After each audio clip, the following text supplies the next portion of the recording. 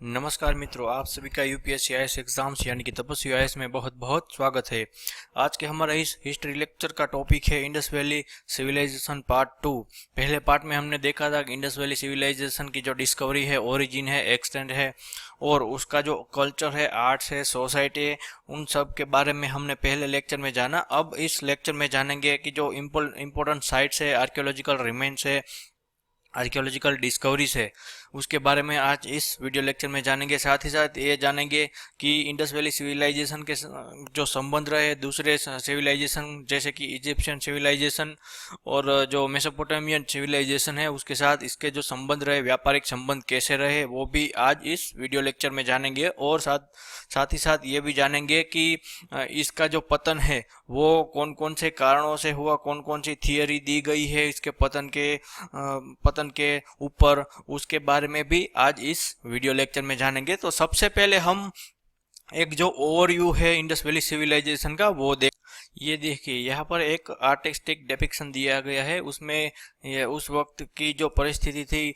वो सब इसमें दी गई है। तो सबसे पहले देखिए, तो यहाँ पर है जो ग्रानरी है यानी कि जो खाद्यान्न है वो यहाँ पर रखा जाता था।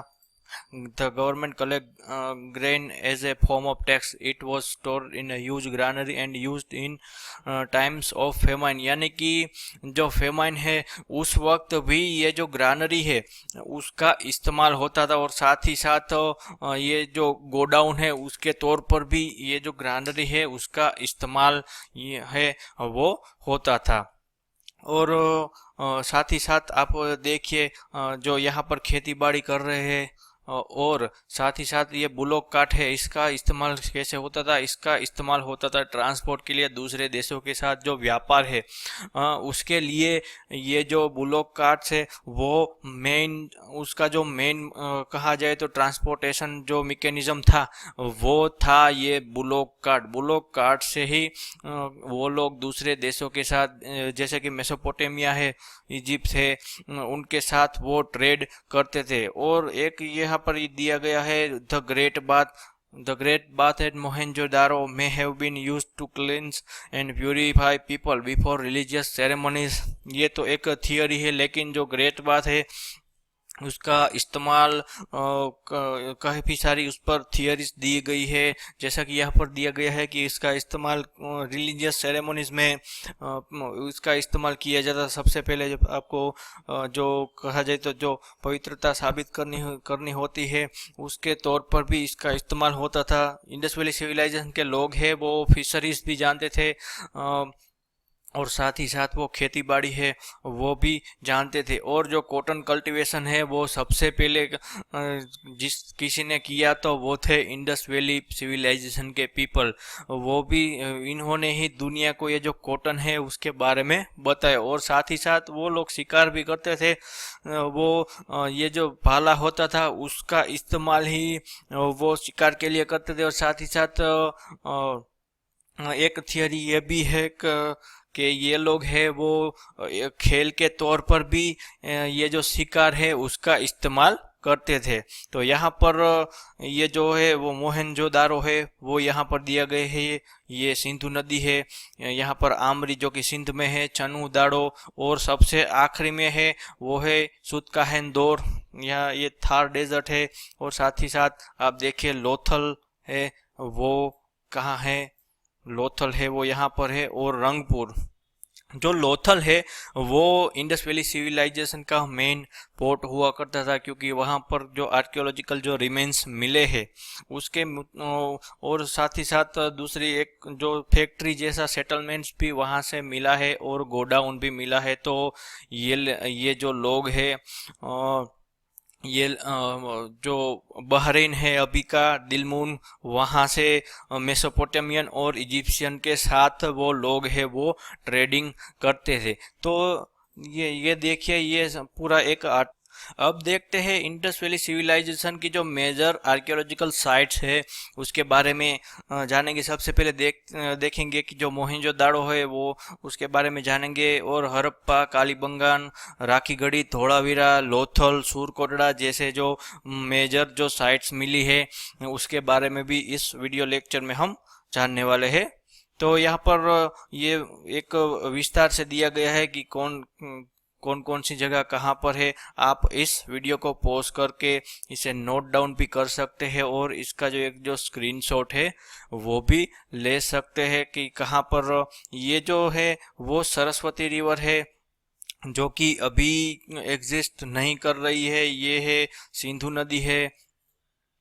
इसीलिए इस जो सिविलाइजेशन है उसको रिवर वैली सिविलाइजेशन भी कहा जाता था, क्योंकि ये जो सिविलाइजेशन है वो कहाँ पनपी है, वो रिवर, जहाँ बड़ी जो रिवर है उसके आसपास ही ये जो सिविलाइजेशन फूली फाली है। इसीलिए भी इसको ये जो इंडस वैली है साथ ही साथ मेसोपोटामियन, उसे यूफ्रेटिस और टाइग्रिस रिवर के आसपास ही वो फूली फाली है इसलिए। और साथ और जो इजिप्शियन है वो नाइल नदी के रिवर बैंक के आसपास ही वो पनपी है, इसलिए भी इन सबको रिवर वैली सिविलाइजेशन कहा जाता है। अब जो इंडस वैली सिविलाइजेशन है उसका जो कोई सबसे खास कोई जो कहा जाए तो कैरेक्टरिस्टिक्स है वो है city planning. The town planning system of Indus valley civilisation was city based, यानी कि जो इंडस वैली सिविलाइजेशन है वो पूरी तरह से सिटी बेस्ड थी। लेकिन जो वैदिक सिविलाइजेशन है वो रूरल बेस्ड मानी जाती है, और ये जो इंडस वैली सिविलाइजेशन है वो अर्बन बेस्ड मानी जाती है। इसकी जो खास कोई रिमार्केबल कोई जो कैरेक्टरिस्टिक्स है वो है excellent drainage and sanitation system. आगे हम इसके बारे में देखेंगे। इनकी जो सैनिटेशन सिस्टम और जो ड्रेनेज सिस्टम, भूगर्भ जो व्यवस्था है वो भूमध्य समुद्र में क्रीट के अलावा किसी और जगह पर पाई नहीं है। इसीलिए भी इंडस वैली सिविलाइजेशन है वो मानव जात के जो टेक्नोलॉजिकल जो एस्पेक्ट्स है उसमें देखा जाए तो एक रिवॉल्यूशन के तौर पर भी ये जो इंडस वैली सिविलाइजेशन है उभरी है, क्योंकि जो मेसोपोटामियन है, सुमेरियन है, अकड़ियन है, इनकी जो सिविलाइज सभ्यताएं है वहाँ पर भी ऐसे सिस्टम है वो पाई नहीं गई है। इजिप्शियन जो सिस्टम है, जो सिविलाइजेशन है, उसकी जो सिटी प्लानिंग है उसमें भी इतनी सटीकता से ये जो सिटी प्लानिंग है वो की नहीं गई है। The town planning prove that they lived a highly civilised and developed life. इससे हमें ये पता चलता है कि वो उस समय में भी एक जो सिविलाइज्ड लाइफ कही जाए और डेवलप्ड लाइफ है वो लोग जीते थे। और साथ ही साथ जो इंडस साइट्स है जैसे कि मोहनजोदाड़ो है, कालीबंगान है, धोलावीरा है, लोथल है, वो यूनिफॉर्म प्लान यानी कि एक ही प्लान से बनाए जाते थे। यानी कि जो एडमिनिस्ट्रेटिव है, सिविल सर्वेंट है, सेक्रेटरीज है, वो सब सिटाडेल में यानी कि ऊपरी भाग पर रहते थे। और साथ ही साथ जो मर्चेंट्स लोग हैं, जो कहा जाए तो जो व्यापारी लोग हैं, वो सब जो लोअर भाग है वहाँ पर रहते थे। The Indus sites way the Harappa और मोहनजोदाड़ो इन पाकिस्तान और कालीबंगान, लोथर और Surkunda in India shows town planning of A truly amazing nature. यानी कि इनकी जो टाउन प्लानिंग है वो दोनों की जगह पर एक ही पैटर्न दिखाई गई है, एक ही प्लान से वहां पर बनाई गई है। A few cities have citadels to the west built on a higher platform and to east of which is the hub of residential area। यानी कि जो सिटी प्लानिंग है उसमें जो सिटाडेल्स यानी कि जो फोर्ट है वो कहाँ वेस्ट साइड पर बनाया गया है। ये जो प्रीस्ट लोग है, रूलर्स लोग है, वहाँ पर ये एडमिनिस्ट्रेटिव जो पर्सन होते हैं रूलिंग क्लास के, वो सब इस सिटाडेल में रहते थे और सबको मैनेजमेंट वहाँ से करते थे। और जो रेसिडेंशियल एरिया है वो इस साइड पर बनाया गया था और वो जो है वो बहुत ही बड़ा था। ये देखिए यहाँ पर ये जो है ये जो है वो जो वर्किंग क्लास के लोग हैं वो सब यहाँ रहते थे। और साथ ही साथ माफ कीजिएगा, ये जो है वो सिटाडेल्स का दिया गया है जिसमें ग्रेट बाथ है, ग्रानरी है और जो असेंबली हॉल है वो भी दिया गया। इससे पता चलता है कि वहाँ पर जो डेमोक्रेसी है वो रही होगी। और ये सब जो बॉर्डर्स लाइन है वो सब है, ये जो फोर्टिफिकेशन है वो भी इसको किया गया है।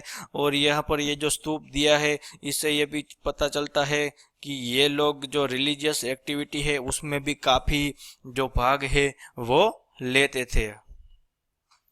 ये देखिए यहाँ पर एक जो ये मोहनजोदाड़ो है उसका एक आर्टिस्टिक डिपिक्शन दिया गया है कि ये जो अपर क्लास के लोग थे, रूलिंग क्लास के जो लोग थे, वो कहाँ रहते थे, अपर सिटी में। ये पूरी तरह से फोर्टिफाइड से यहाँ पर जो लोग रहते थे वो प्रीस्ट लोग रहते थे, जो बड़े व्यापारी है वो लोग, और जो रूलिंग क्लास है वो लोग हैं, वो सब यहाँ रहते थे। और साथ ही साथ जो वर्किंग क्लास के जो लोग हैं वो सब कहाँ रहते थे, वो सब रहते थे यहाँ पर। और इनकी जो एक कहा जाए तो जो प्लानिंग है वो देखिए, जो बड़ी बड़ी जो बड़े रास्ते हैं वो जाते थे नॉर्थ टू ईस्ट, और जो छोटी छोटी जो सड़कें थी वो जाती थी ईस्ट टू वेस्ट। ये भी आपको एक याद रखना है। तो यहाँ पर दिया गया है तो मैप ऑफ मोहनजोदाड़ो, इसमें देखिए ये पूरी तरह से फोर्टिफाइड है। और ये जो पूरा का पूरा मोहनजोदाड़ो है वो भी एक जो फोर्टिफाइड है, फोर्टिफाइड सिटी ही है। तो ये भी आपको याद रखना है। अब वो जो सिटीज है उसकी कुछ कैरेक्टरिस्टिक्स है उसके बारे में थोड़ा जान लेते हैं। पहले देखते हैं स्ट्रीट, यानी कि जो रास्ते हैं वो कैसे थे। जो रास्ते हैं वो बिल्कुल सीधे और एक दूसरे को 90 अंश के जो समकोण है वहां पर वो एक दूसरे को काटते थे। और जो रास्ते हैं बहुत ही चौड़े थे, क्योंकि ये लोग जो है वो उनकी जो इकोनॉमी है वो ट्रेड बेस्ड थी, जो एग्रीकल्चरल बेस्ड थी। इसलिए भी जो मेन जो मोबिलिटी का जो साधन था वो था बुलोक कार्ट। इसको जो बड़े बड़े रास्तों की ज़रूरत पड़ती है, और साथ ही साथ काफ़ी ऐसे जो ग्रानरी वहाँ पर पाई गई है, तो जो कि बिल्कुल सिटी के बीचों बीच है। इसीलिए भी जो रास्ते हैं वो बहुत ही बड़े बनाए गए हैं, वो 13 से 34 फीट तक वो पाए गए हैं।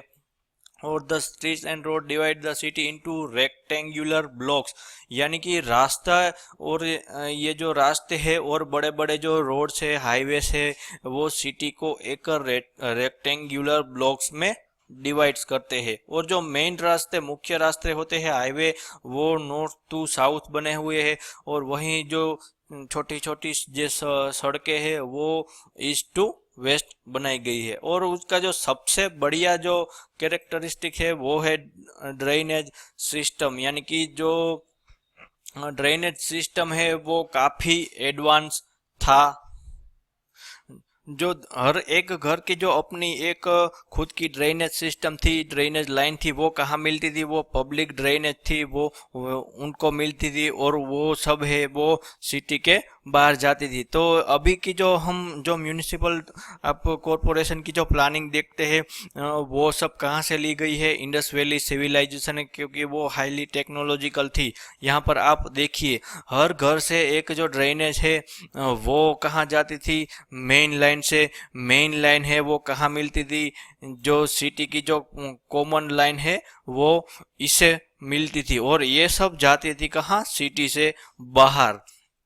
तो ये जो है घर के अंदर एक जो कुआं है वो भी मिला है। और ये जो है वो सैनिटेशन मिला है, जो वेस्टर्न जो जिसे वेस्टर्न टॉयलेट्स कहते हैं वो भी यहाँ से मिला है। और ये जो दिया गया है वो है ग्रानरी, जो धन धान्य है वो यहाँ पर स्टोर किया जाता था। और इनके रास्ते बहुत ही चौड़े थे, क्योंकि इनको दूसरे देशों के साथ जो व्यापार है वो करने थे। और ये देखिए यहाँ पर जो सड़कें है वो कितनी चौड़ी है। और ये जो दिया गया है, ये जो लाइन है वो क्या है, इसके अंडर ही जो ड्रेनेज सिस्टम है उसको इसके अंडर कवर किया गया, ताकि जो अभी हम जो ड्रेनेज जो सीवर जो लाइन होती है वो रास्तों के नीचे से कैसे जाती है, वो पहले ही इंडस वैली सिविलाइजेशन के लोगों ने पहले ही इसका जो इन्वेंशन है वो कर लिया था। अब देखते हैं ग्रेट बाथ। ग्रेट बाथ एक जो लार्ज जो चतुष्कोणीय एक जो स्विमिंग पूल टाइप का था, उसकी जो लंबाई है वो 39 फीट पाई गई है। 23 फीट ये चौड़ा है और 8 फीट ये ऊंडा है, गहरा है। ये जो ग्रेट बात है, उसका इस्तेमाल रिलीजियस प्रैक्टिस, जो रिलीजियस सेरेमनीज है उसके पहले ये इसका किया जाता था। ये भी एक थियरी है। और साथ ही साथ अभी हम जैसे स्विमिंग पूल्स की जो सिस्टम है अभी बनी है, उसके लिए भी शायद ये लोग इसका इस्तेमाल है वो कर रहे होंगे। The water was discharge by huge drain with corbelled roof more than 6 feet in depth. जो वहां से जो पानी निकलता था वो भी जो पब्लिक ड्रेनेज सिस्टम है उसी से ही मिलता था। अब जो ग्रानरीज है, यानी कि जो गोडाउन्स पाए गए हैं हड़प्पा में, जो द ग्रेट ग्रानरी एट हड़प्पा, वो कितनी 169 फीट और 135 फीट के मेजरिंग से ये बनाई गई है। और वहाँ पर जो गेहूं जैसे जो ग्रेन्स है, जो धन धान्य है, वो वहाँ पर रखे जाते थे। मेनली इसको रेवेन्यू और स्टोर हाउस दोनों के लिए इस्तेमाल किया जाता। साथ ही साथ फेमाइन जैसी जो इमरजेंसी है वो वह आए तब इसका इस्तेमाल किया जाना हो, इसलिए भी ये जो ग्रानरीज है वो बनाई गई थी। ये जो है वो ग्रानरी है, इसका इस्तेमाल टैक्स कलेक्शन में भी किया जाता था। साथ ही साथ इसका इस्तेमाल ये जो काफ़ी ऐसी जो कुदरती विपदा है जैसे कि फेमाइन है, और जो कम बारिश हो तो ऐसे और जो ज़्यादा बारिश की परिस्थिति आए तब भी इसका इसमें स्टोर किए गए जो तन धान्य है उसका इस्तेमाल किया जाए, इसलिए भी ये जो ग्रेनरीज है वो बनाई गई थी। अब इंडस वैली सिविलाइजेशन का जो एडमिनिस्ट्रेशन है उसके बारे में थोड़ी जानकारी लेते हैं। There is no recorded information on the Indus Valley civilization politics, but due to sophisticated city planning, most historians agree that the early Indus Valley civilization had a central government। यानी कि कोई ऐसा जो लिखित रिकॉर्ड नहीं है कि Indus valley civilisation का जो पॉलिटिक्स है वो कैसी रही होगी, लेकिन काफ़ी एंथ्रोपोलॉजिस्ट और हिस्टोरियन का ये मानना है, आर्कियोलॉजिस्ट का ये मानना है कि जैसी इनकी सिटी प्लानिंग रही है और सिटी प्लानिंग और उनकी जो रहन सहन है, उसका जो व्यापार है वो रहा है, उससे ये पता चलता है कि ये जो इंडस वैली सिविलाइजेशन है उसमें एक जो सेंट्रल गवर्नमेंट है, काफ़ी मजबूत सेंट्रल गवर्नमेंट रही होगी। इसी से ही ये सब जो प्लानिंग है, ये जो एडमिनिस्ट्रेशन है, सिस्टम है, ये सब चलता होगा। तो यहाँ पर ये जो अपर क्लास के जो लोग हैं, जो रूलिंग क्लास के लोग हैं, वो रहते थे कहाँ? यहाँ पर रहते थे। ये जो टीला है वो शायद ये जो अपर क्लास के लोगों का जो रेसिडेंस है वो यहाँ पर रहा होगा। The Indus river civilisation must be a theocracy government, क्योंकि ये जो पुतला है, ये प्रीस्ट किंग यानी कि जो पुजारी है, राजा पुजारी, वो उसका एक पुतला मिला है। इससे आर्कियोलॉजिस्ट ने ये अनुमान लगाया कि इंडस वैली सिविलाइजेशन शायद थियोक्रेसी गवर्नमेंट हो सकती है।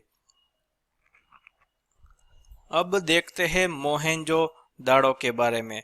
जो मोहेंजो-दाड़ो है उसका जो एक्सकेवेशन है वो किसके द्वारा किया गया? 1922 में आर.डी. बैनर्जी द्वारा, जो कि आर्कियोलॉजिकल सर्वे ऑफ इंडिया के एक जो अधिकारी है वो थे। वो कहाँ पर है? हड़प्पा से 590 किलोमीटर नॉर्थ में। मोहेंजो-दाड़ो है वो इंडस रिवर है उसके वेस्ट लारखाना डिस्ट्रिक्ट सिंध पाकिस्तान में स्थित है। और घाघरा हकरा रिवर सिस्टम और इंडस रिवर सिस्टम दोनों के बीच में इसकी सेंट्रल पोजीशन है। इसीलिए भी ये जो मोहेंजो-दाड़ो है वो शायद इंडस वैली सिविलाइजेशन का कैपिटल भी रहा होगा। और सबसे बड़ा जो सिटी है वो मोहेंजो-दाड़ो ही है। और ये जो मोहेंजो-दाड़ो का जो सिटी है वो दो भागों में बांटा गया है। The settlement is divided into two section, one smaller but higher and other much larger but lower. यानी कि जो हायर पार्ट है, जैसा कि हमने अगली जो स्लाइड है उसमें देखा कि ये जो हायर सेक्शन है वो किसके लिए होगा, वो एडमिनिस्ट्रेटिव जो पर्सन रहे होंगे, प्रीस्ट लोग हैं, वो ऐसी जो कहा जाए तो एरिस्टोक्रेट जो लोग हैं वो सब यहाँ रहते होंगे। और साथ ही साथ जो व्यापारी लोग हैं, वर्किंग क्लास है, वो कहाँ रहते होंगे, लोअर क्लास में। क्योंकि ये जो लोअर जो सेक्शन है वो बहुत ही बड़ा है, और जो कुछ जो टॉयस है और कुछ आर्टिफैक्ट्स ऐसे मिले हैं, जैसे कि इंडस्ट्रियल आर्टिफैक्ट्स, कुछ ज्वेलरी जो मिली है, वो सब कहाँ से मिली है, ये जो लोअर सेक्शन है वो वहाँ से ही मिली है। Archaeologist designate this as citadel and lower tower respectively. यानी कि आर्कियोलॉजिस्ट ने इसको सिटाडेल यानी कि फोर्ट, जो फोर्ट है, किला है, टीला, उस और लो टाउन उनको नाम दिया है। While most Harappan settlement have a small high western part and larger lower eastern section, ज्यादातर जो हरप्पन साइट है वो इसी के तर्ज पर बनाई गई है। लेकिन धोलावीरा और जो लोथल जो साइट है वो पूरा का पूरा है, वो पूरा का पूरा फोर्टिफाइड किया गया है। यानी कि जो मोहनजोदाड़ो और हड़प्पा सिटी है उसमें सिर्फ जो जहां एडमिनिस्ट्रेटिव लोग रहते थे उसी सेटलमेंट्स को फोर्टिफाइड यानी कि किलेबंद किया था। लेकिन लोथल और धोलावीरा जैसे जो आर्कियोलॉजिकल साइट्स मिली है वहां से ये पता चला है कि धोलावीरा और लोथल में पूरा का पूरा जो सेक्शन है, पूरा का पूरा जो शहर है उसको फोर्टिफाइड यानी कि किलेबंद किया गया है। और साथ ही साथ मोहनजोदाड़ो है उसको 9 बार बनाया गया है, क्योंकि जो फ्लड्स आते थे उसी की वजह से ये जो मोहनजोदाड़ो है वो 9 बार बनाया गया है। आर्कियोलॉजिस्ट ने ये पता लगाया है कि मोहनजोदाड़ो है वो जो भयानक फ्लड्स आते थे उससे हर हर बार वो तबाह होता रहता था और हर बार नया बनता था, और इसी तरह वो 9 बार है उसको बनाया गया है। अब मोहनजोदाड़ो है वहां से क्या क्या मिला है वो देखते हैं। उसमें एक जो टेम्पल लाइक स्ट्रक्चर यानी कि जो स्तूप है वो वहां से मिला है, बौद्ध स्तूप जैसा मिला है। मानव कंकाल का एक जो ढेर है वो भी वहां से मिला है, जो दर्शाता है कि इन लोगों की जो मौत है वो बहुत ही वायोलेंट तरीके से हुई होगी। जो ये इन्वेजन थियरी है, बारबरिक इन्वेजन थियरी, ये इसी के चलते हुई होगी। इसी के चलते ये जो थियोरिस्ट है उन्होंने इसका जो है वो डिपिक्शन किया होगा। पशुपति महादेव सील्स है वो भी ये जो मोहनजोदाड़ो है वहां से पाई गई है। और साथ ही साथ जो पृथ्वी माता है उसका जो एक सील है वो भी यहाँ से पाई गई है। और जो मोहनजोदाड़ो है वो फ्लड की वजह से, जो भयानक फ्लड्स आते थे उसकी वजह से वो तबाह हुआ है। और साथ ही साथ ये जो असेंबली हॉल्स है, कॉलेजिएट बिल्डिंग्स है, वो भी वहाँ से पाई गई है। ग्रानरीज है जैसा कि हमने पहले देखा वो भी वहाँ से पाई गई है। और steatite figure of A beard priest, जो बियर्ड प्रीस्ट है जो कि स्टीएटाइट से बना है वो भी इस जो मोहनजोदाड़ो है वहाँ से मिला है। और जो मोस्ट फेमस है ब्रोंज डांसिंग गर्ल, जो कि दिल्ली के नेशनल म्यूजियम में अभी है, जो कांसे की जो प्रतिमा है डांसिंग गर्ल, जिसे ये हमें पता चलता है कि वो लोग एंटरटेनमेंट के लिए भी जानते होंगे, नृत्य कला भी वो जानते होंगे, और साथ ही साथ वो जो संगीत कला है उनको भी जानते होंगे। और साथ ही साथ बफेलो एंड जो राम, इन दोनों की भी जो ब्रोंज की जो प्रतिमा है वो वहां से पाई गई है। Cylindrical seals of Mesopotamian type, 3 ऐसी सिलिंड्रिकल सील्स मेसोपोटेमियन जो पहले बनाते थे उस सिविलाइजेशन में जो बनती थी सिलिंड्रिकल सील्स, वो भी यहाँ से पाई गई है। और घोड़े के कुछ जो अवशेष है वो भी पाए गए हैं, लेकिन जो उनका जो मेन जो जो मेन कहा जाए तो ट्रांसपोर्टेशन का मेन जो आधार था वो था बैल के ऊपर, और बुने हुए कपड़े का एक टुकड़ा है वो भी यहाँ से मिला है। और साथ साथ जो ड्रेनेज सिस्टम है, जैसा कि हमने पहले देखा, जालीदार जो ड्रेनेज सिस्टम है, सिस्टमेटिक जो ड्रेनेज सिस्टम है, वो भी यहाँ से मिली है। अब देखते हैं जो हड़प्पा साइट है उसके बारे में थोड़ा जानते हैं। Harappa was discovered bye Rai Bahadur Dayaram Sahni इन 1921 और 23, यानी कि हड़प्पन जो साइट्स है वो पहले खोज तो निकाली थी, लेकिन उसका जो एक्सकेवेशन है वो सिस्टमेटिकली एक्सकेवेशन है वो किनके द्वारा चलाया गया? राय बहादुर दयाराम साहनी, जो कि आर्कियोलॉजिकल सर्वे ऑफ इंडिया के एक ऑफिसर थे। उन्होंने इसका सिस्टमेटिक एक जो है पूरा का पूरा जो संशोधन कहा जाए तो वो इन्होंने ही किया है। वो कहाँ पर है?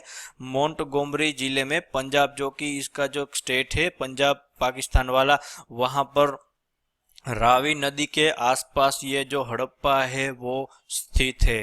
The Harappa site is larger than Mohenjodaro and gives more sources material to know about lost culture, यानी कि ये जो सिविलाइजेशन है उसके ऊपर ये जो सबसे ज़्यादा किसी ने जहाँ से साइट्स मिली है और आर्टिफैक्ट्स जो मिले हैं डिफरेंट डिफरेंट टाइप्स के, वो सब मिले हैं हड़प्पा में। और ये जो हड़प्पा है वो मोहनजोदाड़ो से काफ़ी बड़ा है। अब हड़प्पा से क्या क्या मिला है उसके बारे में थोड़ी जानकारी लेते हैं। एविडेंस ऑफ कॉफिन बरियल, यानी कि जो बरियल प्रैक्टिस होती थी, कब्रिस्तान जैसी एक जो साइट्स है वो भी यहाँ से मिली है। ये जो हड़प्पा है वहाँ तकरीबन ऐसी 200 समाधान जो है वो वहाँ से मिले हैं। और एक जो वेनिटी केस यानी कि सूट केस जैसा एक जो वेनिटी केस है वो भी यहाँ से मिले हैं। इक्का और जो बुलॉक काट है उसका जो ब्रॉन्ज मॉडल है वो भी वहाँ से मिला है। Stone symbol of female sex organs वो भी कहाँ से? हड़प्पा से मिले हैं। उन लोगों ने बाद में अपने जो डिफेंसिस है यानी कि जो मिलिट्रीज है उनको काफ़ी मजबूत किया होगा, क्योंकि हड़प्पा में काफ़ी ऐसे जो स्पीयर है और काफ़ी ऐसे जो वेपन्स है, ब्रोंज के वेपन्स है, वो वहाँ से मिले हैं। इससे ये पता चलता है कि उनकी जो कुछ जो उनकी जो डिफेंसेस थी, उसकी जो प्रतिरक्षा थी, वो भी उन्होंने आखिरी फेज में मजबूत कर ली होगी, क्योंकि उनसे पहले उस पर जो कुछ हमले ही उस पर इन्वेशन हमले हुए होंगे, तो उनके हड़प्पन लेटर फेज में उन्होंने ये जो वेपन्स है वो भी बनाना शुरू कर दिया होगा। सिंगल रूम्ड बैरक्स, यानी कि एक ही रूम की जो बैरक है वो भी यहाँ से मिले हैं। यहाँ पर भी एक जो ग्रैनरी है वो भी मिली है, लेकिन वो कहाँ पर है? सिटाडेल में, यानी कि ये जो लोअर टाउन्स है वहाँ पर ये जो ग्रैनरी है वो मिली है। साथ ही साथ वर्किंग प्लेटफॉर्म, यानी कि जो बाजार होता है, टाउन्स का जो बाजार होता है, वो भी यहाँ से मिला है। और sandstone steatite of A youth with muscular body, यानी कि जो ग्रीक लोग जिसे बनाने में फेमस थे, बाद में फेमस हुए, वो पहले हम ये जो स्टीएटाइट और सैंडस्टोन पत्थर है उससे हम बनाते थे। आप ग्रीक लोगों के जो स्टेच्यू है उसमें देखिए, उसको मस्कुलर बॉडी में उनके जो देवता है उनको दिखाया होगा, लेकिन ये जो कला है वो काफ़ी साल पहले इंडस वैली सिविलाइजेशन में इसका इस्तेमाल किया जाता था। और bronze image of dog attacking a deer, एक कुत्ता है वो हिरण के पीछे भागता है, वो भी एक जो इमेज है वो यहाँ से पाई गई है। और जो फेमस है सैंडस्टोन गर्ल डांसर, एक जो नर्तकी है उसका भी एक जो स्टेच्यू है वो वहाँ से मिला है। और reserved slip ware of Mesopotamian type slip ware, जो रिजर्व स्लीप वेयर है वो भी यहाँ से मिला है।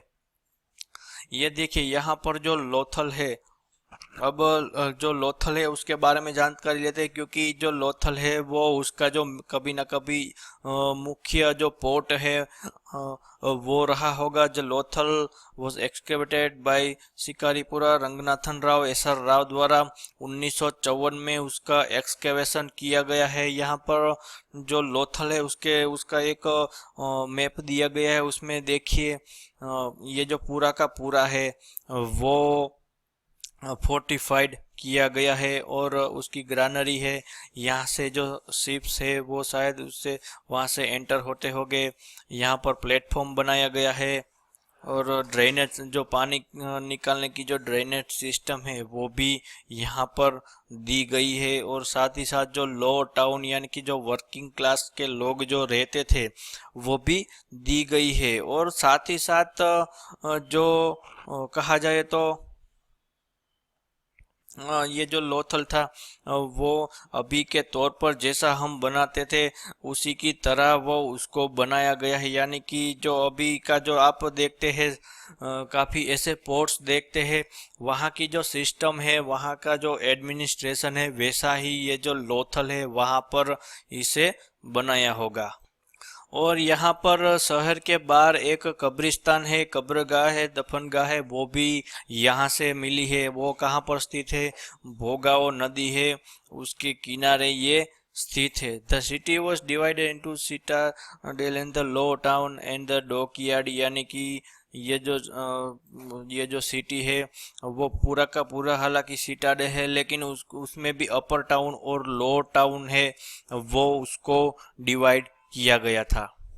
अब देखिए यहाँ पर एक मानचित्र दिया गया है, जिसमें ये बड़ा सा जो दिख रहा है वो शायद ग्रेनरी रहा होगा, एक बड़ा सा गोडाउन रहा होगा। यहाँ पर से माल की आवाजाही होगी, और ये जो है वो एक टनल बनाई होगी जिससे ये जो शिप्स है वो आते जाते रहते होंगे। जैसा कि अभी काफ़ी ऐसे बंदरगाह है यहाँ पर इसका जो इस्तेमाल है वो अभी होता है। तो ये जो है वो पोर्ट बनाने की एक पोर्टरी है, उसकी एक जो फैक्ट्री है वो ये साइट्स मिली है। और ये जब है ये जो सारे के सारे जो प्लेटफॉर्म पाए गए हैं वो सब है। यहाँ पर जो दूसरे देशों से जो माल आता था वो सब यहाँ पर स्टोर करते थे। लोथल में कहाँ कौन कौन सी हमें चीजें मिली है?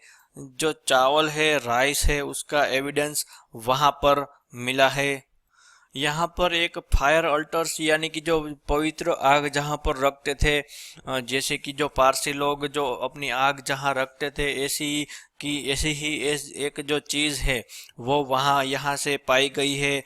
टेराकोटा के शिप्स है, बोट्स है, वो भी यहाँ पर पाए गए हैं।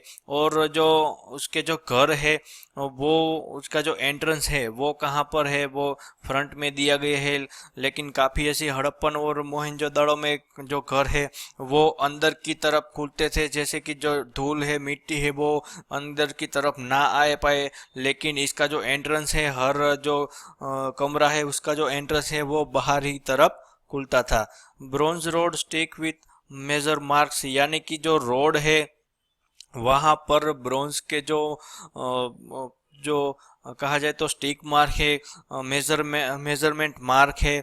जैसा अभी हम देखते हैं कि मेजरमेंट मार्क लगाया जाता है हाईवेज के ऊपर, वो भी यहाँ से पाया गया है। और एक जो डॉकयार्ड है, बंदरगाह है, वो भी यहाँ से पाई गई है। और जो सर्जरी के कुछ जो अवशेष है वो भी यहाँ से पाए गए हैं। और पेंटिंग्स और jar resembling the story of Panchatantra, जैसे कि पंचतंत्र में जैसी स्टोरी होती थी एनिमल्स की, वो स्टोरी है वो इस पर अंकित की गई है। और साथ ही साथ एक टेराकोटा का जो घोड़ा है वो भी यहाँ से मिला है। और सेल ऑर्नामेंट मेकिंग फैक्ट्री यानी कि जो शिप होती है उससे ये ऑर्नामेंट्स ज्वेलरी ये लोग बनाते थे, और मेसोपोटामियंस लोग को वो वहाँ पर एक्सपोर्ट करते थे। इसके भी कुछ जो अवशेष है वो मिले हैं। मेटल वर्कर्स फैक्ट्री यानी कि ब्रोंज का जो मेटल है उससे ये लोग हथियार वगैरह चीज़ें बनाते, साथ ही साथ जो बर्तन है वो भी बनाते थे। तो उसकी जी एक फैक्ट्री है वो यहाँ से पाई गई है। पर्शियन गल्फ सील्स यानी कि पर्शिया की खाड़ी की कुछ जो सील्स है वहाँ पर की जो सिविलाइजेशन है उसकी जो कुछ सील्स है वो भी मिली है। बीड मेकिंग फैक्ट्री यानी कि जो मन का होता है उसकी माला होती है, उसकी एक जो फैक्ट्री है वो भी यहाँ से पाई गई है। अ मर्चेंट हाउस यानी कि व्यापार का एक जो केंद्र है, हाउस है, वो भी यहाँ से एक कहा जाए तो जो कॉम्प्लेक्स होता है उसी टाइप का एक जो घर है, बड़ा सा घर है, वो पाया गया है। 12 bathrooms in the Citadel area यानी कि 12 जैसे बाथरूम्स है वो इस सिटाडेल एरिया में पाए गए हैं। और जो impression of clothes on ceiling, साथ ही साथ रिजर्व्ड स्लीप यानी कि मेसोपोटामियन टाइप्स का जो एक कहा जाए तो जार जैसा जो स्लीपवेयर होता है वो भी यहाँ से पाया गया है। और साथ ही साथ जॉइंट बरियल वो भी यहाँ से पाई गई है। और प्रैक्टिस और ट्रेफिनेशन यानी कि एक ये जो एक सर्जिकल प्रैक्टिस होती है जिसमें आपको स्कल में एक जो होल करना होता है, ये जो प्रैक्टिस है वो भी ये जो लोथल साइट्स है वहाँ पर से इसके अवशेष है उस ये बताते हैं कि ट्रेफिनेशन की जो प्रैक्टिस है वो भी वहाँ की जाती होगी। अब जो चन्हू दड़ो है उसके बारे में थोड़ा जानकारी लेते हैं। The Chanhu Daro was discovered by N G. Majumdar in 1931 and was later excavated on the large scale by Mackay in 1935 से 36 तक। यानी कि जो चन्हू दड़ो है उसका जो एक्सकेवेशन है वो किसने किया था? एन.जी. मजुमदार ने कब किया था? 1931 में। और उसके बाद उसका जो लार्ज स्केल एक्सकेवेशन है वो किसने किया था? मैके ने। ये भी आपको याद रखना है। It was situated on the bank of Sindhu in Sindh province of Pakistan. यानी कि ये भी पाकिस्तान का जो सिंध प्रोविंस है, सिंध प्रांत है, वहाँ पर सिंधु नदी के किनारे ये यहाँ पर सिचुएटेड है। हालांकि जो चन्हू दड़ो है ये अकेले ही ऐसी जगह है जहाँ पर फोर्टिफाइड सिटाडेल यानी कि किले नुमा प्रतिकृति है वो वहाँ से पाई नहीं गई है। किले नुमा जो नगर है वो चन्हू दड़ों में कहीं पर किले नुमा अवशेष है वो कहीं पर भी नहीं पाए गए हैं। वहाँ पर क्या क्या मिला है? सिटी विदाउट अ सिटाडेल और एक स्मॉल पोर्ट है, छोटा सा घड़ा है, वो भी वहाँ से मिला है जिस पर कुछ नक्काशी की गई है। Shell ornament factory, makers factory वो भी यहाँ से पाई गई है।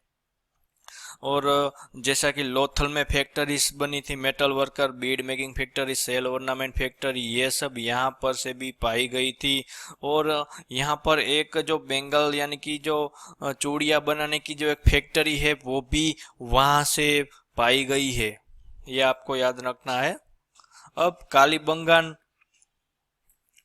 कालीबंगान है उसका एक्सकेवेशन बीबी लाल द्वारा 1961 में किया गया है। और ये जो घग्गर रिवर है, घग्गर हकरा रिवर सिस्टम, वहाँ पर उसके घग्गर नदी के ये जो है ये जो कालीबंगान है वो घग्गर नदी के तट पर स्थित है। वहाँ पर से भी लोथल जैसे ही ट्रेफिनेशन जो प्रैक्टिस है वो वहाँ से पाई गई है। जो मेडिकल बिलीफ्स और जो सर्जरी के कुछ जो संसाधन है वो भी यहाँ से पाई गई है। यहाँ पर ह्यूमन हेड का एक टेराकोटा का एक स्टैचू है वो भी यहाँ से पाया गया है। 6 टाइप्स ऑफ पोटरी यानी कि 6 तरह की यहाँ पर से जो खड़े होते हैं वो वहाँ से पाए गए हैं। एविडेंस ऑफ लाफिंग यानी कि हल के कुछ जो अवशेष है वो भी कहाँ से मिले हैं? यहाँ से मिले हैं। कॉपर का एक बुल है उसका भी वहाँ से मिला है। और साथ ही साथ ऊँट के बोन्स है वो भी मिले हैं। तो इससे हमें ये पता चलता है इन दोनों से कि ये जो लोग थे वो बुल और कैमल जैसे जो एनिमल्स है उसका डोमेस्टिकेशन उन्होंने कर लिया था और इसका इस्तेमाल वो काफ़ी एग्रीकल्चर में और ट्रांसपोर्टेशन में करते थे। अब सूर कोटड़ा है, उसका एक्सकेवेशन कब किया गया? Sur Kotada site was excavated by Jagatpati Joshi in 1972। 1972 में सूर कोटड़ा का एक्सकेवेशन है वो किया गया है। वो कहाँ है? साबरमती और भोगाव नदी के बीच में, भुज गुजरात में ये जो साइट है वो यहाँ पर स्थित है। वहां से cities were lower towns were fortified, यानी कि जो सूर कोटड़ा में जो लोअर सिटीज है जहाँ वर्किंग क्लास के जो लोग रहते थे वो उसको वहां पर फोर्टिफाइड किया गया है। साथ ही साथ घोड़े के कुछ जो बोन्स है उसके अवशेष है वो भी यहाँ से पाए गए हैं। और ह्यूमन एसिस यानी कि जो वहाँ पर कुछ बरियल जो प्रैक्टिस है उसके कुछ जो अवशेष है, ह्यूमन एसिस है, इससे हमें ये पता चलता है कि ये लोग जो जब अभी जो हिंदू धर्म में जैसी परंपरा है मरने के बाद जलाने की, तो ह्यूमन एसिस से हमें ये पता चलता है कि ये लोग भी है वो ये जो अग्निदाह की जो परंपरा है वो निभाते होंगे। एविडेंस ऑफ पोर्ट बरियल वो भी यहाँ से ही मिला है। अब जो धोलावीरा है वो भी जगतपति जोशी जी ने ही एक्सकेवेशन उसका किया है 1967-68 में। ये भी कच्छ डिस्ट्रिक्ट में जो कि गुजरात में स्थित है, लूणी नदी के तट पर ये स्थित है। यहाँ पर से जो धोलावीरा जो से उसका जो शेप है वो है रेक्टेंगुलर शेप है। Evidence of water reservoirs with steps, यानी कि जो वाटर रिजर्वॉयर यानी कि जो कुएं है, अभी जैसी वाव जैसी जो जैसे कि रानी की वाव गुजरात में स्थित है, यहाँ पर जैसे कि सीढ़ियाँ दी गई है उसी तरह के जो रिजर्वॉयर है कुएं है वो यहाँ से पाए गए हैं। हड़प्पन इंस्क्रिप्शन जो कि अभी डिसाइफर नहीं हो पाई है वो भी यहाँ से मिले है। यहाँ से एक स्टेडियम है वो मिला है जिससे हमें पता चलता है कि वो लोग स्पोर्ट्स जैसी एक्टिविटीज में भी काफ़ी दिलचस्पी रखते होंगे। और सील मेकिंग है वो भी यहाँ से मिले है। और इसका जो कंस्ट्रक्शन है वो है हेमिस्फेरिकल, यानी कि ये जो पूरा का पूरा जो सिटी है वो हेमिस्फेरिकल कंस्ट्रक्शन है। और साथ ही साथ a soft sandstone sculpture of a male with phallus erectus, जिसके लिए रोमन काफ़ी फेमस थे। ये रोमनों से पहले ही यहाँ पर इंडस वैली सिविलाइजेशन साइट्स में मिल चुके हैं। अब बनवाली है राजस्थान, वहाँ पर कैसी साइट्स मिले हैं उसके बारे में थोड़ी जानकारी लेते हैं। बनवाली जो कि माफ कीजिएगा फरीदाबाद हरियाणा में स्थित है, यहाँ पर ये सिचुएटेड है। वो रविंदर सिंह बिष्ट द्वारा 1973 में एक्सकेवेटेड किया गया है और सरस्वती रिवर के जो रिवर बैंक है वहाँ पर यह स्थित है। यहाँ पर से टेराकोटा रेप्लिका ऑफ प्लाप यानी कि जो हल है उसका एक जो रेप्लिका है वो यहाँ से मिली है। Evidence of both pre Harappan and Harappan culture and barley with good quality has been found here, यानी कि प्री हड़प्पन और हड़प्पन के जो एविडेंस है, कल्चरल एविडेंस है, वो भी यहाँ से मिले हैं। अब जो दाइमाबाद है उसके बारे में थोड़ी जानकारी लेते हैं। The site was discovered by B P Bopardikar in 1958। Daimabad है उसका एक्सकेवेशन बीपी बोपर्डिकर द्वारा 1958 में किया गया है। ये कहाँ पर है? द प्रवर river a tributary of Godavari river in Shrirampur taluka in Ahmednagar district of Maharashtra में ये अहमदनगर जिले में ये स्थित है। यहाँ पर से जो कॉपर्स रिमेन्स मिले हैं उसमें कॉपर्स के काफ़ी सारे रिमेन्स मिले हैं, जिसमें wheeled chariot with a rider यानी कि एक जो रथनुमा आकृति है वो भी मिली है। एक राइनोसोरस गेंडे की जो प्रतिकृति है वो भी मिले हैं। एलिफेंट्स और बफेलो के टॉयस है जो उनकी जो मूर्तियां है ये भी इस दाइमाबाद से मिली है। अब उनके जो रिलेशन है दूसरी सिविलाइजेशन के साथ, उनके इंटरेक्शन कैसे, उनका ट्रेड नेटवर्क कैसा है उसके बारे में थोड़ी जानकारी लेते हैं। उसमें जो सी रूट्स है वो कहाँ से है? ये जो पूरा का पूरा है वो सी रूट है। ये इनके साथ व्यापार जो करते थे, ट्रेड थे, वो यहाँ से करते थे। और दूसरा जो था वो ये रूट था, यहाँ से ये लोग मेसोपोटामियन लोगों के साथ, ये लोग जो इंडस वैली के जो लोग थे, मर्चेंट्स थे, व्यापारी लोग थे, वो कहाँ से करते थे, लैंड रूट और सी रूट दोनों का इस्तेमाल ये लोग करते थे। ये देखिए यहाँ पर अच्छी तरह से दिया गया है कि इंडस वैली सिविलाइजेशन के मेसोपोटामियन के साथ कैसे रिलेशन थे, ट्रेड रिलेशन कैसे थे, ये यहाँ पर नक्शा दिया गया है। एक रूट ये है और एक रूट ये जो लोथल वाला रूट है वो दिया गया है। यहाँ पर अच्छे से उसके भी थोड़ा अच्छे से दिया है, जिसमें क्लियर कट दिया है कि इसके जो इजिप्शियन के साथ रिलेशन रहे हैं और मेसोपोटामियन के साथ जो ट्रेड रिलेशन है वो वाया सी होते थे, और इजिप्शियन द्वारा वो कैसे होते थे, वाया लैंड रूट ये लोग व्यापार करते थे। अब उनके जो ट्रेड रिलेशन है उसके बारे में थोड़ा जानते हैं। मेसोपोटामिया में इंडस वैली को मेलुहा के नाम से जाना जाता था। ये जो अर्ली मेसोपोटामियन जो कल्चर है, जिसमें सुमेरियर और एलामाइट शामिल है, इसके कुछ जो रिकॉर्डेड टेक्स्ट है उसमें ये जो इंडस वैली सिविलाइजेशन है उसको मेलुहा के तौर पर जाना गया है। जो हड़प्पन लोग थे वो काफ़ी ऐसी जो कमोडिटीज है वो मेसोपोटामियन के साथ मेसोपोटामियंस को भेजते थे, लेकिन कोई ऐसा एविडेंस नहीं मिला है जिससे हमें ये पता चला कि इस वहाँ से वो इंपोर्ट क्या कौन कौन सी जो चीज़ है वो इंपोर्ट करते थे। One Mesopotamian cylinder seal of this period identified its owner as a Shu Ilishu Meluhha interpreter, यानी कि एक जो मेसोपोटामियन सिलेंडर सील मिली है उसमें इसके ओनर का नाम लिखा गया है, जिसमें मेलुहा इंटरप्रेटर लिखा गया है। यानी कि इसके जो रिलेशन है, ट्रेड रिलेशन है, वो हड़प्पा के पास, हड़प्पा के साथ रोजाना बेस्ड होते थे। इसलिए भी उसके जो रिलेशन है वो मेसोपोटामियन के साथ बहुत ही अच्छे थे।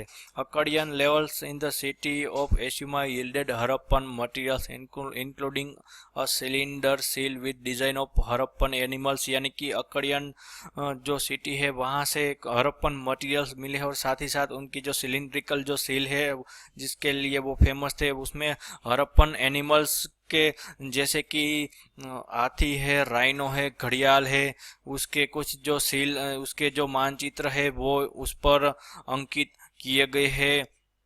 और साथ ही साथ वो मोतियों की जो मालाएं होती थी उसका भी एक्सपोर्ट करते थे। और हड़प्पन पोट्री यानी कि जो नक्काशी की गए जो घड़े होते थे, पोट्री है, वो भी अवशेष है वो मेसोपोटामिया से पाए गए हैं। और carnelian one mention in Mesopotamian text, यानी कि जो लाल बलुआ पत्थर जैसी रेड सैंडस्टोन जैसी जो कार्नेलियन जो पत्थर है वो भी मेसोपोटामियन टेक्स्ट में पाई गई है, वो भी वहाँ से वो इंपोर्ट करते थे।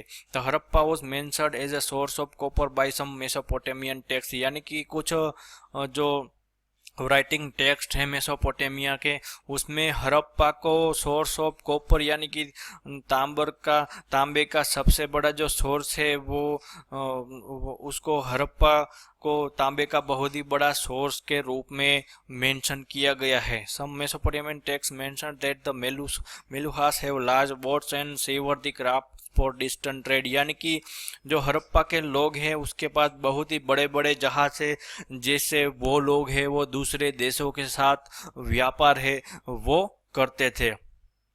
अब डिक्लाइन ऑफ सिविलाइजेशन, यानी कि ये जो सभ्यता है उसका जो अंत है वो कैसे हुआ है, अभी तो कोई ठोस परिणाम नहीं निकला है, लेकिन कुछ ऐसी जो थियरीज है वो दुनिया के सामने रखी गई है आर्कियोलॉजिस्ट द्वारा, एंथ्रोपोलॉजिस्ट द्वारा, हिस्टोरियंस द्वारा, कि सबसे पहली आती है नेचुरल कैलेमिटीज, यानी कि कुदरती आपत्ति। इसमें क्या है, फ्लड्स सबसे पहला तो फेमस है फ्लड्स, यानी कि सिंधु नदी में हर बार भारी बारिश से जो फ्लड्स की जो परिस्थिति है वो आती थी। इससे क्या होता था कि आपने पहले ही देखा कि जो मोहनजोदाड़ो है वो बाढ़ के चलते 9 बार बनाया गया था, एक के ऊपर एक के लेवल ऊपर। तो ये भी एक ये जो एक थियरी दी गई है कि ये जो अरब ये जो पूरा का पूरा जो सिविलाइजेशन है वो बाढ़ में तबाह हो गया होगा, लेकिन ऐसा नहीं होगा क्योंकि बाढ़ उतनी मात्रा में नहीं होगी। ये तो सिर्फ सुनामी आए तब भी ऐसा मुमकिन है कि पूरी की पूरी जो सिविलाइजेशन है वो तबाह होए। लेकिन नदी की जो छोटी बाढ़ है वो तो सिर्फ हड़प्पा जैसे जो सिटी है उसको ही बर्बाद कर सकती है। तो उसमें भी ये जो विशेषज्ञ है उसके ऊपर मतांतर है। उसके बाद आता है टेक्टोनिक शिफ्ट्स, यानी कि जो भूकंप है। ये जो उसके भी कुछ जो अवशेष है धोलावीरा में, उसमें उसके एविडेंस है वो वहाँ से पाई गई है। तो ये भी एक थियरी है। जैसा कि 2001 में पूरा का पूरा जो भुज शहर है वो जैसे ही तबाह हो गया था। तो ये भी एक थियरी है कि हड़प्पा पूरा का पूरा है वो भूकंप से तबाह हो गया होगा। शिफ्टिंग ऑफ सिंधु, भूकंप से ये जो सिंधु नदी है उसका जो प्रवाह है वो दूसरी तरफ शिफ्ट हो गया होगा। इससे भी ये जो हड़प्पन सेटलमेंट्स है जो कि रिवर वैली सिविलाइजेशन के ही नाम से ही जाना जाता, क्योंकि नदी के आसपास ही पनपा था तो फूला फाला था। तो ये नदी के दूर जाने से ये जो पूरी की पूरी जो सिविलाइजेशन है वो भी शिफ्टिंग कर गई होगी। अब जो दूसरा थियरी दी गई है वो है बारबरिक इन्वेजन, यानी कि जो बर्बर लोग हैं, खानाबदोश जो लोग हैं, उन्होंने यहाँ पर जो जंगली लोग अशिष्ट लोग हैं उन्होंने इनको इन्वेट किया होगा। इसको कौन कहता है? मोर्टिमर, व्हीलर, पिगोट और गॉर्डन जैसे जो रिस्पेक्टेड आर्कियोलॉजिस्ट है उन सब ने ये जो फॉरेन इन्वेजन थियरी है उनको दुनिया के सामने रखा है। लेकिन कहीं पर भी ऐसे अवशेष पाए नहीं गए है कि मास किलिंग हुई हो, मैसेकर हुआ हो। ऐसे मास ग्रेवयार्ड कहीं पर से भी पाई नहीं गई है। कहीं पर भी वॉर के भी कुछ जो अवशेष है वो नहीं पाए हैं। तो ये जो थियरी है वो भी उतनी रिलेवेंट नहीं होती है। और हाइपोथेसिस ऑफ आर्यन इन्वेजन, यानी कि आर्यन इन्वेजन की जो परिकल्पना की गई है, जो मार्टिमोर व्हीलर जैसे जो आर्कियोलॉजिस्ट, ब्रिटिश आर्कियोलॉजिस्ट है वो ऐसा जताना चाहते हैं कि जो आर्यंस लोग हैं ये लोगों ने ये पूरी की पूरी जो सिविलाइजेशन है उनको तबाह कर दिया होगा। और हमारे ही कुछ जो मार्क्सिस्ट हिस्टोरियंस है उन्होंने भी इसको स्वीकार लिया। और अभी तक हमें यही पढ़ाया जा रहा था कि ये जो सिविलाइजेशन है वो आर्यंस द्वारा तबाह की गई। लेकिन there is no evidence of large scale invasion of people from outside India until Alexander's time, यानी कि सिकंदर से पहले कभी भी ऐसे अवशेष नहीं मिले हैं कि कोई बाहरी लोग आए और पूरी की पूरी जो सिविलाइजेशन है वो तबाह कर दी।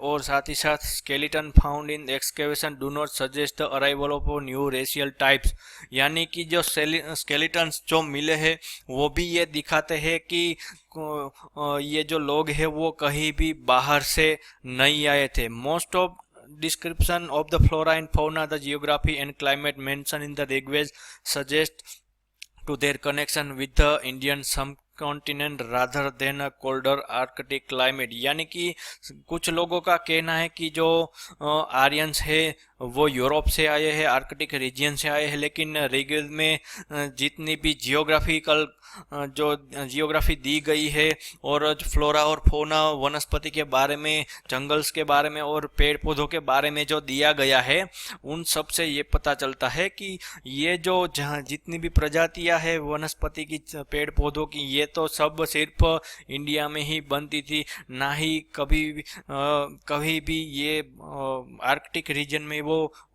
पनप ही नहीं सकती। तो ये थियरी है वो भी एक बकवास साबित हो जाती है। जॉन डलास ने तो ये भी कहा है कि कहीं पर भी किसी भी साइट्स में डिस्ट्रक्शन, वॉर और किसी की तरह के जो हथियार है उसके जो अवशेष है वो कहीं पर भी ये जो है वो कहीं पर से भी पाए नहीं गए हैं। और स्वामी विवेकानंद ने भी इस थियरी को यूरोपियंस की जो फॉल्स सुपीरियरिटी है, उसका जो नैरेटिव, पॉलिटिकल नैरेटिव था यूरोपियंस का, उसी की एक साजिश के तहत स्वामी विवेकानंद ने भी ये कहा है कि जो आर्यन इन्वेजन थियरी है वो भी एक बनी गड़ी गड़ाई थियरी। अभी भी जो जेनेटिक रिसर्च जो चल रही है उसमें भी यही जिस्ट निकला है, सार यही निकला है कि जो आर्यन इन्वेजन थियरी है वो लेफ्टिस्ट हिस्टोरियन और कुछ वेस्टर्न हिस्टोरियन से उनके द्वारा